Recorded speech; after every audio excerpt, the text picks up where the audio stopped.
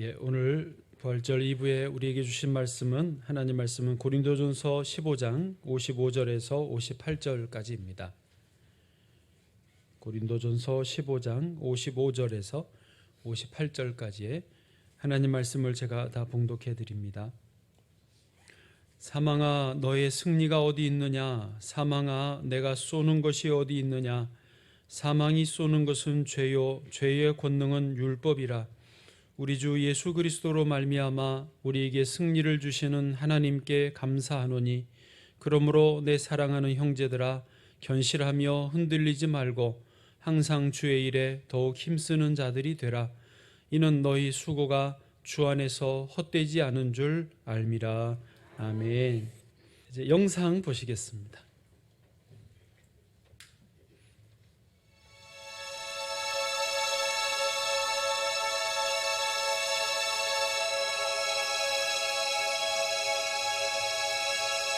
코리텐 봄 여사 간증인데요. 2차 대전 때 아우슈비츠 수용소에서 많이 죽고 겨우 살아남은 분입니다. Mr. Bohm, I am glad to see you. Don't you know me? Suddenly I saw that man. 밖에서 That 저 was one of the 남자를 most 이제 cruel 만나요. overseers, 수용소의 감독관이었습니다. in the concentration camp. And that man said, I'm now a Christian, I have found the Lord Jesus, I read my Bible and I know that there is forgiveness for all the sins of the whole world, also for my sins. I have forgiveness for the cruelties I have done, but then I have asked God grace for an opportunity that I could ask one of my very victims forgiveness. And Fräulein ten Boom, once him you forgiven, will you forgive me? And 우리 I could 감독관이 not. 용서해 줄 수 있냐고 물었습니다. 용서할 수 없다. I remembered the suffering of my dying sister through him. But when I experienced that I could not forgive, suddenly I knew I myself have no forgiveness. Do you know that Jesus has said that? When you do not forgive those who have sinned against you, my heavenly Father will not forgive you your sins. And I knew, I am not ready for Jesus coming because I have no forgiveness for my sins. But I was not able, I could only hate him. And then I took one of these beautiful texts, one of these boundless resources, Romans 5:5. The love of God is shed abroad into our hearts through the Holy Spirit who is given to us. Thank you, Jesus, that you have brought into my heart God's love through the Holy Spirit who is given to me. 하나님의 사랑이 And 내 안에 thank you, Father, 들어오니까 that your love is stronger than my 하나님의 bitterness and 사랑이 hatred. 용서 And 못하는 that 것보다 더 moment, 크다는 것을 my heart 깨닫는 was 거죠. full of the Holy Spirit and the fruit of the Spirit, love. And I could say to that man, brother, give me your hand. And I shook hands with him and I said, I forgive you everything. And it was as if I felt the God's love stream through my arm when I shook hands with that man.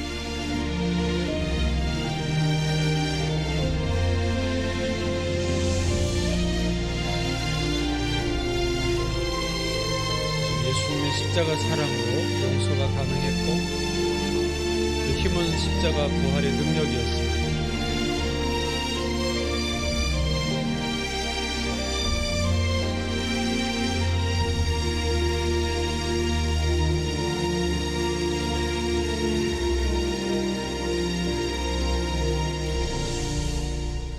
네. 부활의 능력으로 사시기를 바랍니다. 오늘은 부활절입니다. 예수님이 사망 권세, 저주와 어둠의 무덤의 권세를 깨뜨리시고 장사된 지 3일 만에 다시 살아나신 부활주일 아침입니다. 아시는 것처럼 사실은 매 주일 아침이 부활주일입니다. 본래 유대인들은 안식일을 지킵니다. 금요일 저녁부터 토요일 저녁까지. 지금도 그렇게 지킵니다. 그 유대인들이 안식일 전날 자기들의 율법을 지키기 위해서 예수님을 십자가에 못 박아 죽게 하였습니다. 그러나 안식일이 지난 첫날 새벽에 예수님은 다시 살아나셨습니다. 그 모든 율법의 속박을 벗어버리시고 그 모든 사망의 저주를 벗어버리시고 다시 부활하신 것입니다. 그래서 예수님이 부활하신 그날을 기점으로 해서 초기교회 성도들은 지금처럼 주일에, 일요일에 주님의 날을 지키게 된 것입니다. 생각해 보면 당시의 성도들은 아마 이 모임의 시간이 자연스러웠던 것 같아요. 안식 후 첫날, 부활하신 날 성도들이 모였을 거예요. 부활하신 주님을 찬양하고 서로 부활하신 주님에 대해 이야기를 나누고 같이 경배하면서 성경을 묵상하고 같이 기도하고 떡을 떼며 음식을 나누었을 것입니다. 그러면서 우리도 부활하신 주님처럼 승리하자. 주님이 부활하셨으니 우리도 부활할 것이다. 주님이 승리하셨으니 우리도 승리하자. 주님이 모든 사망 저주를 깨뜨리고 이기셨으니 우리도 삶의 어려운 문제들을 이기고 승리하자.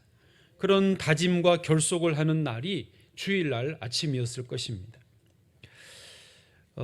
초기교회 성도들은요, 사실 지금 현재 저나 여러분이 겪고 있는 어려움이 있다면 그 어려움과는 비교도 안 되는 고난과 박해 속에 지냈습니다.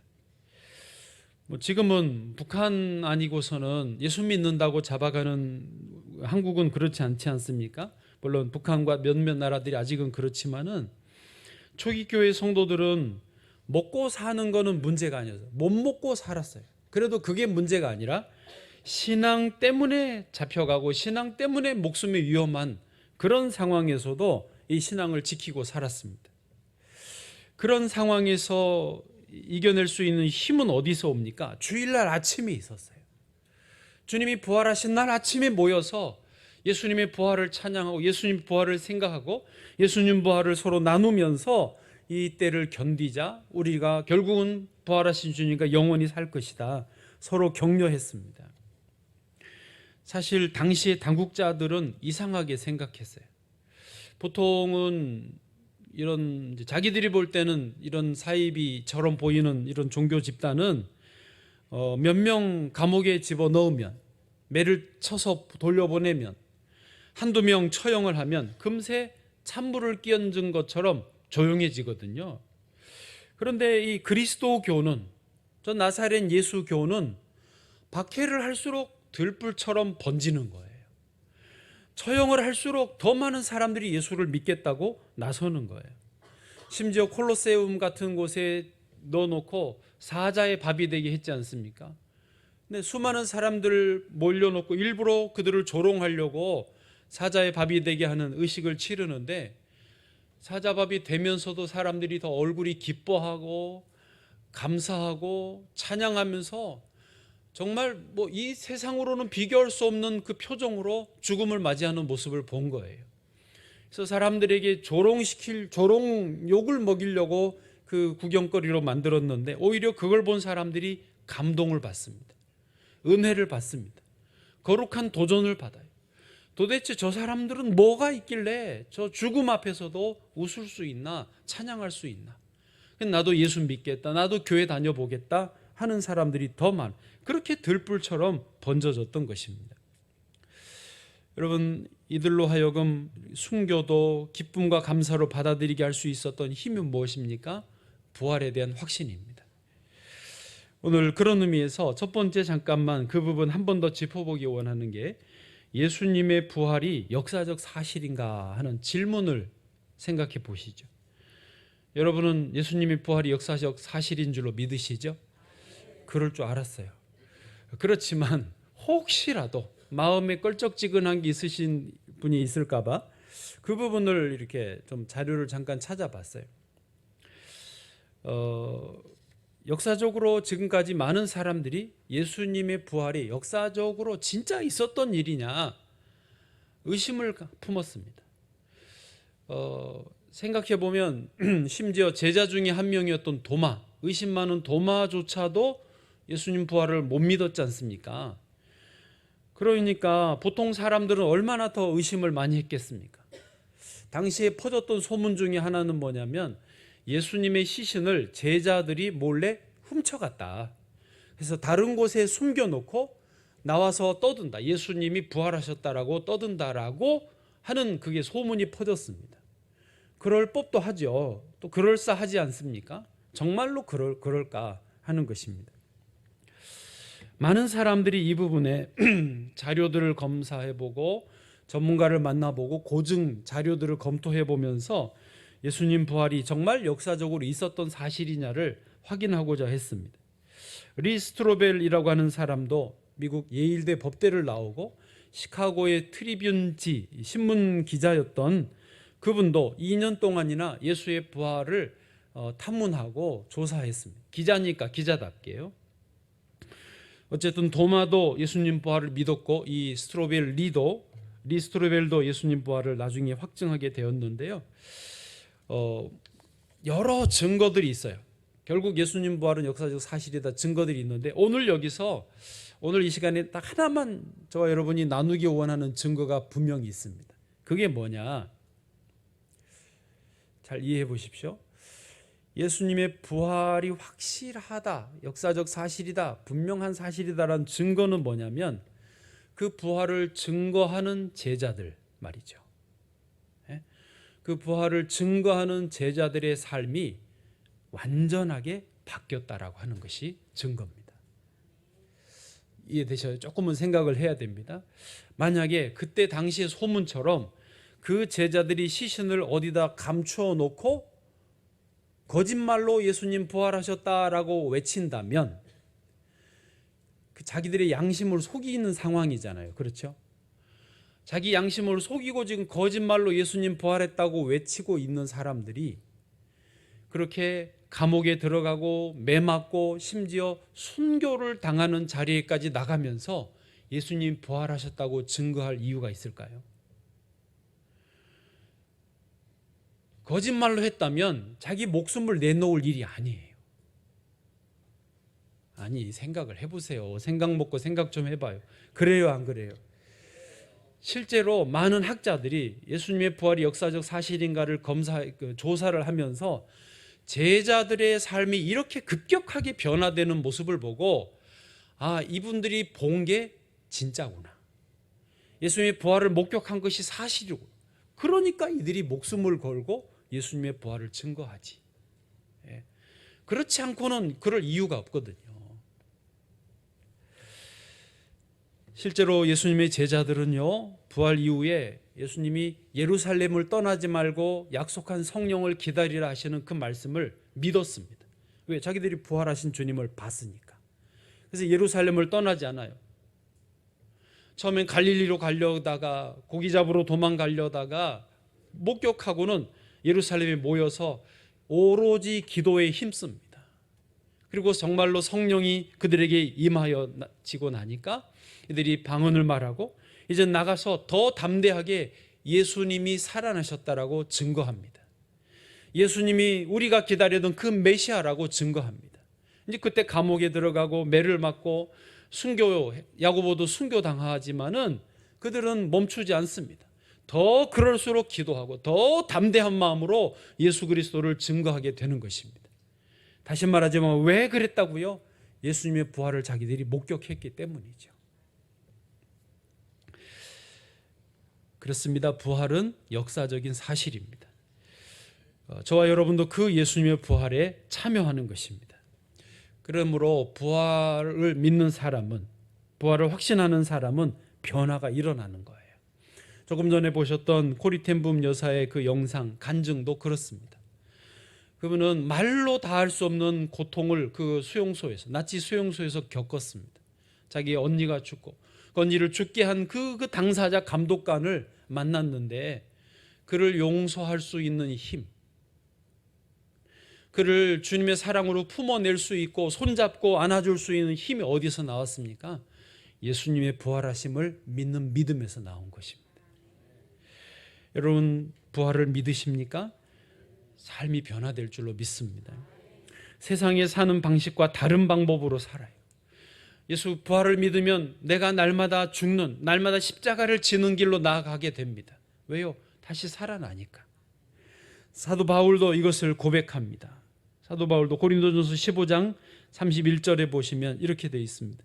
형제들아, 내가 그리스도 예수 우리 주 안에서 가진 바 너희에게 대한 나의 자랑을 두고 단언하노니. 자기의 어떤 자랑이라면 자랑은 뭐냐?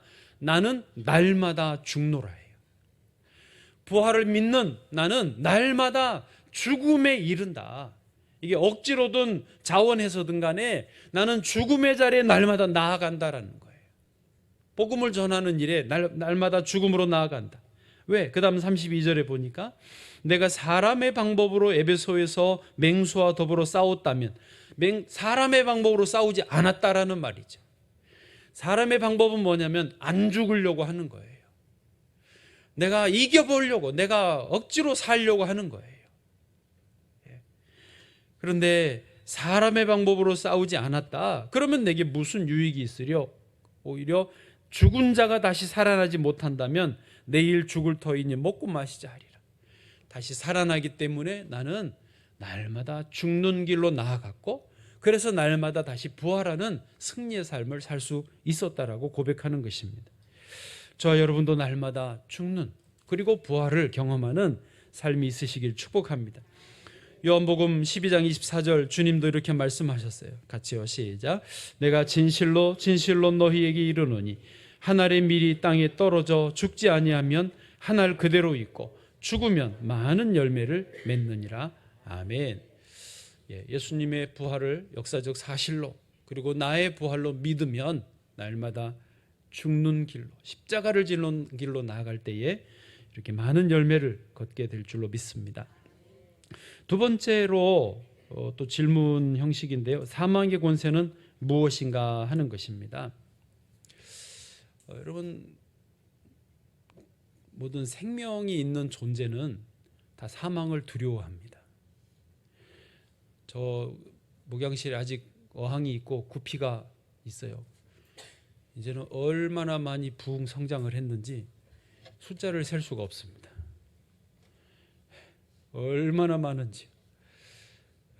그런데 얘들을 보면 절대 죽고 싶어 하지 않아요. 내가 보니까 다 죽어가는 거는 티가 납니다. 바닥에 가라앉아 있어요. 완전히 배가 뒤집어지면 죽은 건데, 힘이 하나도 없어도 바로 이렇게 똑바로 있으면은 얘는 아직 살아 있는 거예요. 어떤 건 머리를 쳐박고 있어요. 돌멩이 사이 머리를 쳐박고 있는데도 살아 있어요. 죽었나 보다 하고 이제 핀셋으로 끌어내려고 집으면 그새 도망가요. 어디서 힘이 났는지 푹 도망가요. 절대 안 잡힙니다. 죽어 배 드러내고 있어야 잡히지, 안 그러면 안 잡힙니다. 야, 생명에 대한 욕구가 이렇게 강하구나. 사람도 똑같습니다. 더 살고 싶은 욕구가 있고, 계속 살고 싶은 욕구가 있고, 영원히 살고 싶은 게 우리 사람입니다.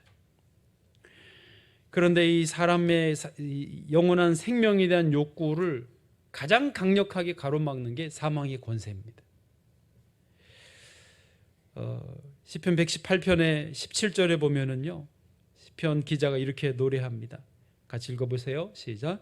내가 죽지 않고 살아서 여호와께서 하시는 일을 선포하리로다. 아멘.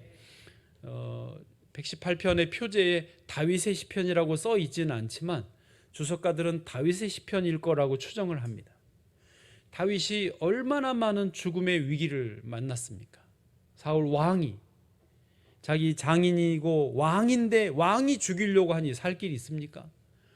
그런 다윗이 그 죽음의 위기 속에서 내가 죽지 않고 살아서 이 고백을 해요. 이 말은 다윗의 형편이 지금 완전히 죽을 지경이에요.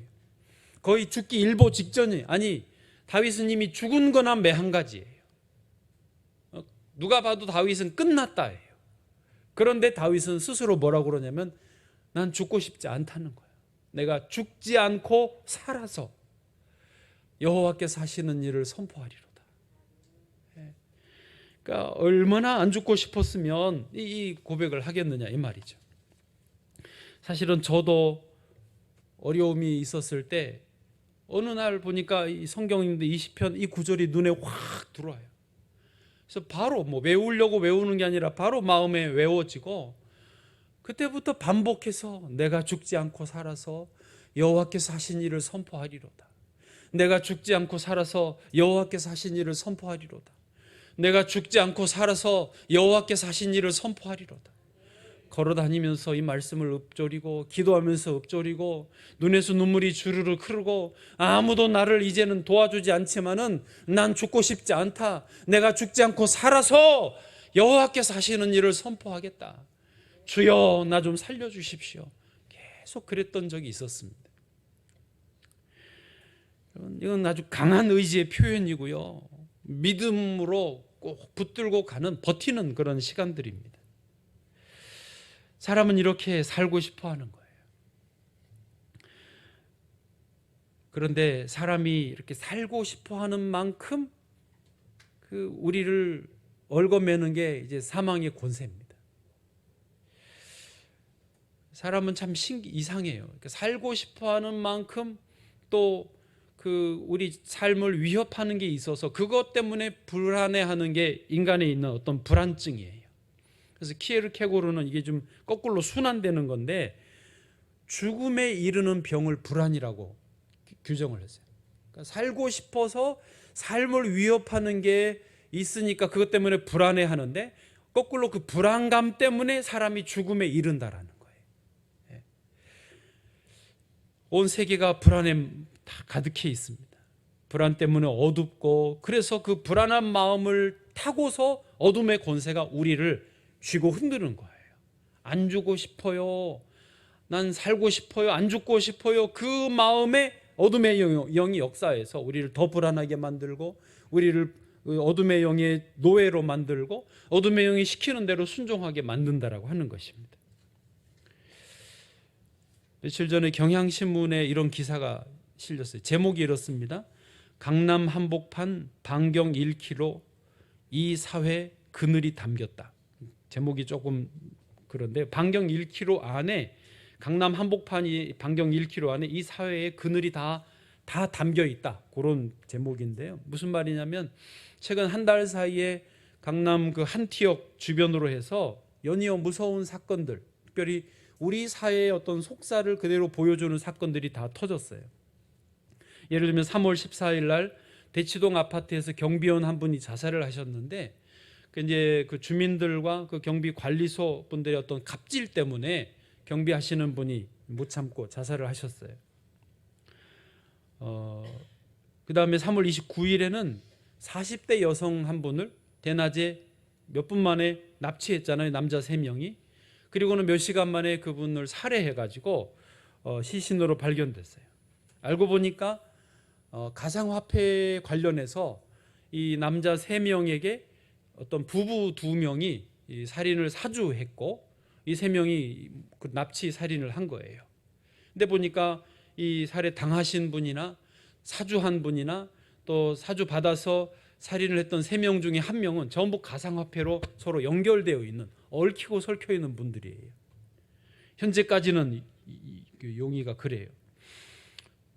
또 4월 3일에는 바로 얼마 전이죠. 선능력에서 학생들 청소년들을 대상으로 이거 기억력이 좋아지고 성적을 올릴 수 있는 아주 좋은 음료수다. 마약을 탄 음료수를 아이들에게 마시게 하고 그걸 찍어요.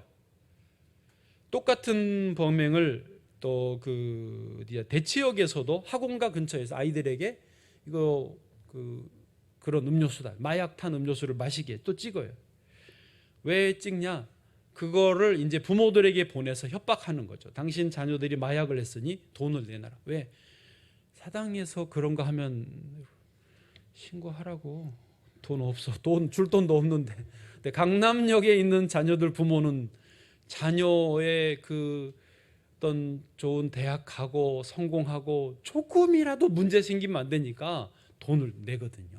그런 거를 해서 사당역에서 안 하고 강남역에서 했다라. 그 강남이 이제 그게 강남 한복판이 그래서 이 사회에 어떤 그늘을 그대로 드러내 보여준다, 그런 말이죠. 그러면서 기자의 어떤 뒤에 설명이 그런 이제 뉘앙스예요. 사람들이 다 강남에 살고 싶어하고, 그 말은 다 잘 성공하고 싶고, 부의 상징, 성공의 상징, 거기에 살고 싶어하고, 거기서 애들 교육시키고 싶어하는 건데, 그게 오히려 지금 우리 사회의 그늘, 어둠의, 사망의 권세가 강력하게 작용하는 그 세상이 되었다라고 하는 것이죠.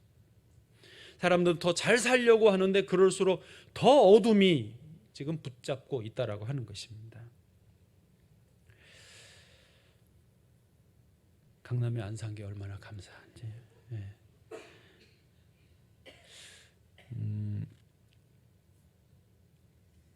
사람들이 어둠의 권세에, 사망의 권세에서 벗어나기를 원하고 영원히 살고 싶어 하는데 그것은 강남에 있는 것이 아닙니다.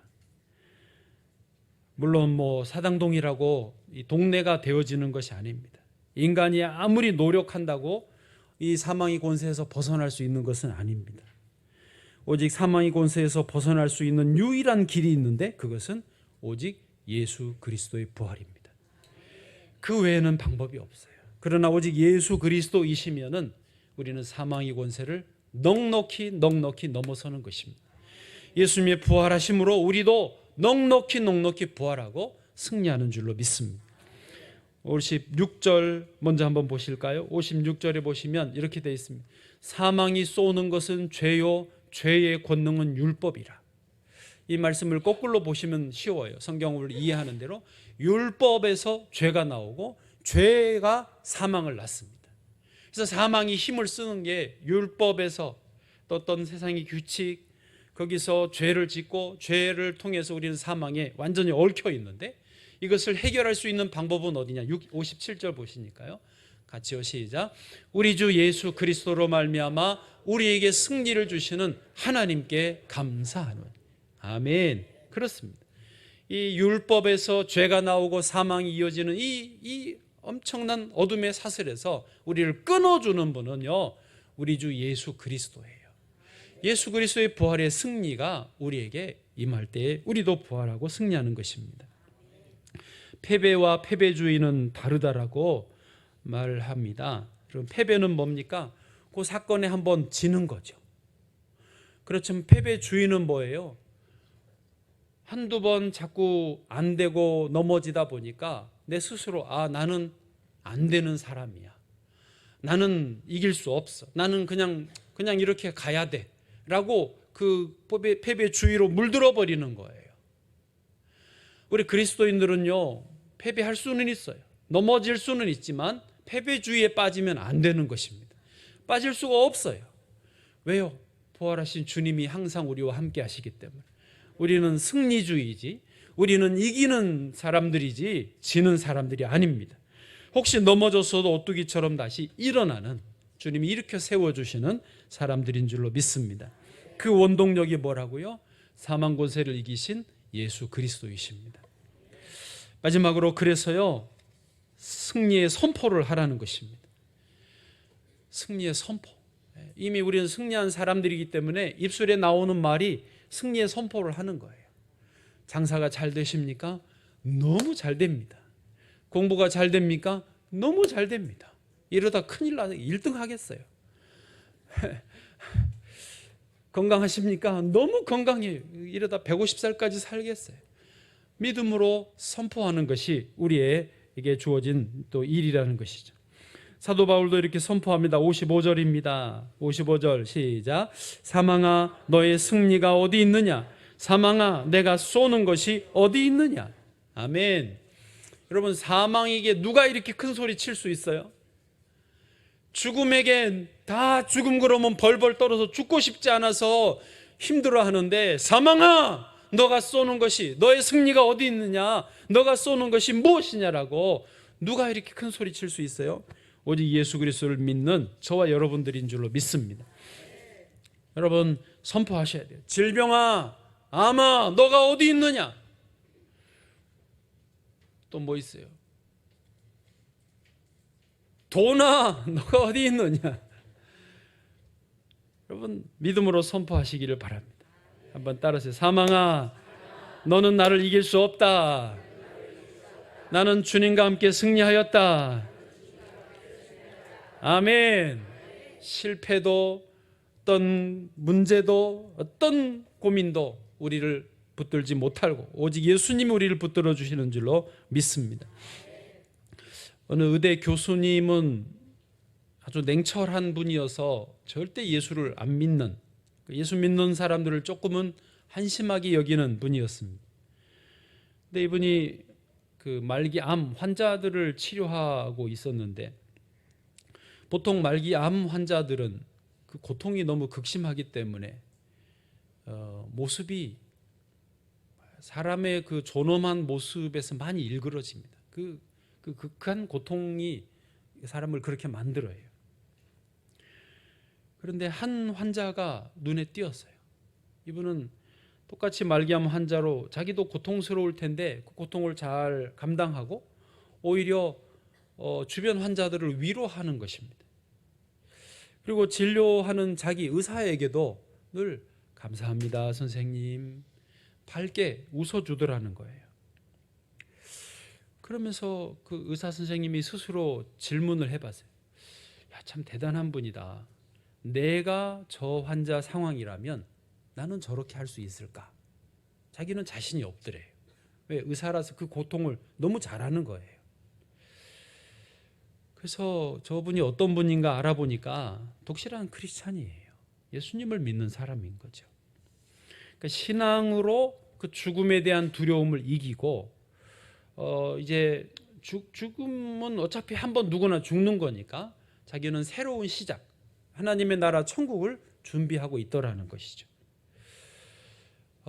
도대체 무엇이 죽음의 두려움을 저렇게 멋있게 이길 수 있게 해주는가, 자기도 궁금해지고 알고 싶어지더라는 거죠.